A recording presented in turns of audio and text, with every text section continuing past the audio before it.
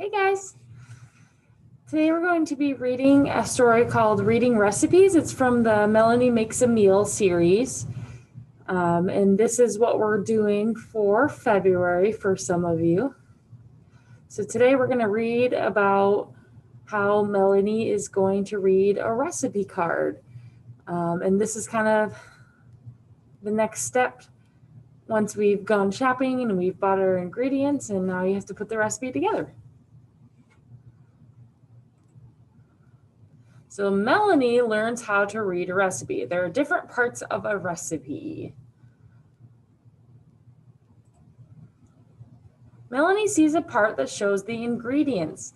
The ingredients are a list of items. This part tells her what she needs to make the recipe. So the ingredients are very important to making a recipe because if you don't have all of them, you probably aren't going to be able to make that recipe. I pulled up a recipe that I might be making later on because unfortunately I let some of my bananas kind of go bad, so I don't like to waste anything, so I'm probably going to use them to make banana bread, something very tasty. So here, if I look at my recipe, if I pull up the ingredients, it looks like I'll need flour, baking soda, salt, cinnamon, unsalted butter, brown sugar, eggs, plain yogurt or sour cream, bananas, vanilla extract, and pecans or walnuts if I want them. Those are optional, it says. And luckily, I have all those things already at home. Besides the pecans and walnuts, I probably won't put those in my bread. So it looks like I would be all set to make my recipe.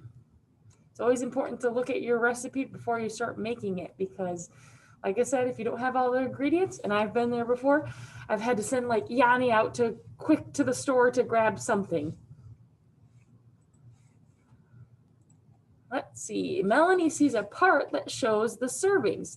The serving size is a number or numbers. This part tells how many people the recipe will feed. So this is kind of important sometimes. Let's say you're making a dinner for some people. You want to make sure that you make enough food to feed the whole party, right?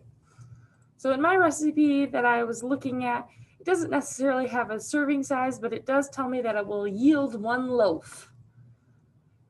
So for me and Yanni, this isn't something we're eating for a meal. This is just kind of an extra thing, like I said, because I have some bananas that are going to go bad. So, it doesn't really matter how much the recipe makes. It's just kind of an extra delicious treat for us.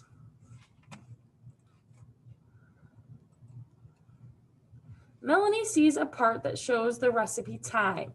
The recipe time is in minutes or hours. This part tells how long it will take to prepare and cook the recipe. Another important part of a recipe or a recipe card, because you want to make sure you have enough time to prepare whatever this meal is.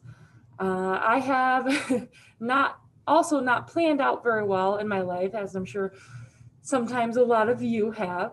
I'll go to make a recipe and I didn't realize that it would take 2.5 hours to make. So we are then now eating dinner pretty late, 8:30 or 8. For instance, I can think of a time this summer where I decided to make lasagna from scratch, and that recipe takes so long if you're going to make lasagna from scratch. So I recommend you look at the time and see how long it will take. So this tells me that my prep time, so actually mixing the ingredients and putting it all together, takes about 10 minutes. So that's not bad. But then I need to look at cook time, which is 65 minutes. So that's over an hour. And it says our total time is 3 hours on there. So if I was going to, if it's 5 o'clock and I'm going over to my mom's house for dinner at 6 and I want to bring this banana bread, I'm not going to have enough time to make it because it says prep time 10 minutes, cook time 65 minutes, and a total time of 3 hours, right? So a 1 hour time, not enough time to make this recipe. So it's important that you plan those steps out too. So Melanie sees a part that shows the directions. The directions are a list of steps. This part tells how to prepare and cook the recipe. So if I go back to my banana bread recipe, there are instructions, or in Melanie's case, it says directions. That's the same thing.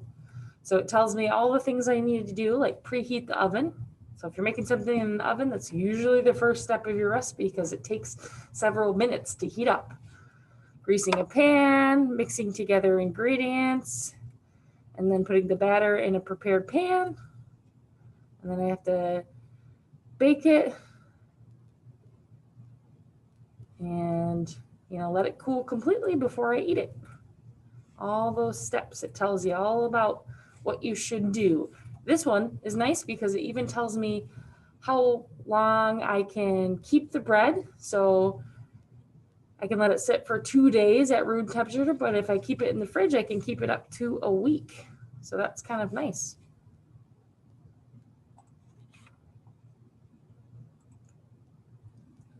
So Melanie will use the recipe. The recipe will help her make a food dish. Melanie will be ready to make a meal. The great thing right now about our lives is that the internet exists, so you guys could find so many different and delicious recipes to make that aren't too hard. So I challenge you this week to possibly make a recipe that you haven't ever made before for your family.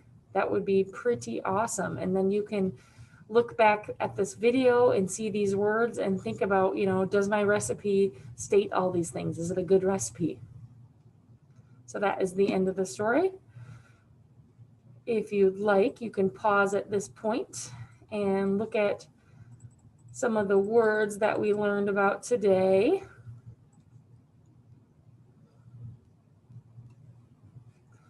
But other than that, I will see you guys next time. I hope you learned a little bit about reading recipes.